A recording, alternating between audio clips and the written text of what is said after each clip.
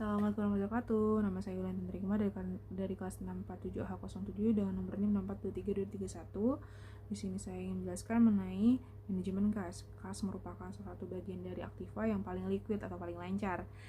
Kas dapat diartikan juga sebagai nilai uang kontan yang ada di dalam perusahaan. Kas meliputi dua, yaitu uang tunai seperti kertas atau logam.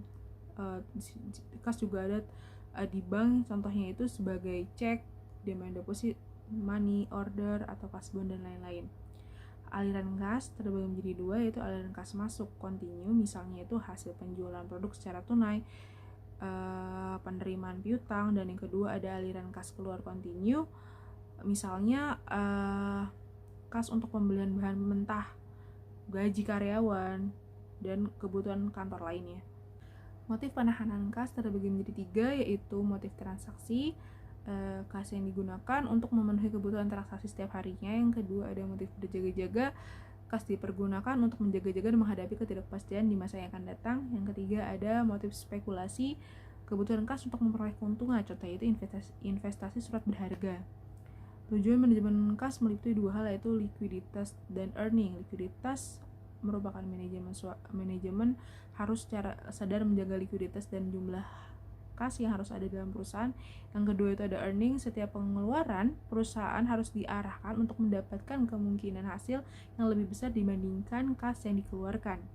Perencanaan kas, manajer harus menyiapkan daftar kegiatan untuk menimbulkan kas atau pembelanjaan dan kegiatan penggunaan kas atau pengoperasian dan penginvestasian. Ada dua hal yang harus dilakukan jika tujuan tersebut dapat dicapai, yaitu satu, menentukan sumber penerimaan kas, dan yang kedua itu menentukan perencanaan penentuan kasnya. Sumber kas terbagi menjadi beberapa, yaitu satu ada hasil penjualan tunai dan penerimaan piutang, yang kedua ada penjualan aktiva tetap, yang ketiga ada penjualan dan emisi saham atau adanya penambahan modal oleh pemilik, yang keempat ada pengeluaran tanda bukti hutang atau wesel, hutang obligasi, hutang bank, dan lain-lain. Yang kelima ada penerimaan di luar usaha perusahaan, contohnya itu bunga. Dan yang keenam ada penerimaan kas dari sewa, bunga atau dividen, hadiah, atau restitusi pajak dari periode sebelumnya. Faktor-faktor yang mempengaruhi besar kecilnya persediaan kas. Satu yaitu ada perimbangan antara cash inflow dan cash outflow. Yang kedua ada penyimpanan terhadap aliran kas yang diperkirakan. Yang ketiga adanya hubungan finansial yang baik dengan bank-bank. Dan yang keempat ada penganggaran kas. Manfaat pokok jumlah kas yang memadai yaitu satu, dapat memanfaatkan potongan harga dalam pembelian barang. Yang kedua itu dalam analisa credit current ratio dan asset test ratio merupakan tolak ukur yang pokok. Yang ketiga yaitu untuk mengambil peluang bisnis waktu-waktunya. Safety level of cash balance, saldo kas minimum yang dimiliki oleh perusahaan untuk melindungi perusahaan dari risiko kesalahan saldo kas.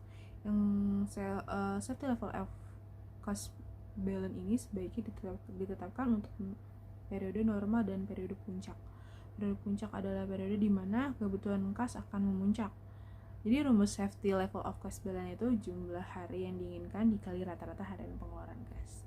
Sekian dari saya. Wassalamualaikum warahmatullahi wabarakatuh.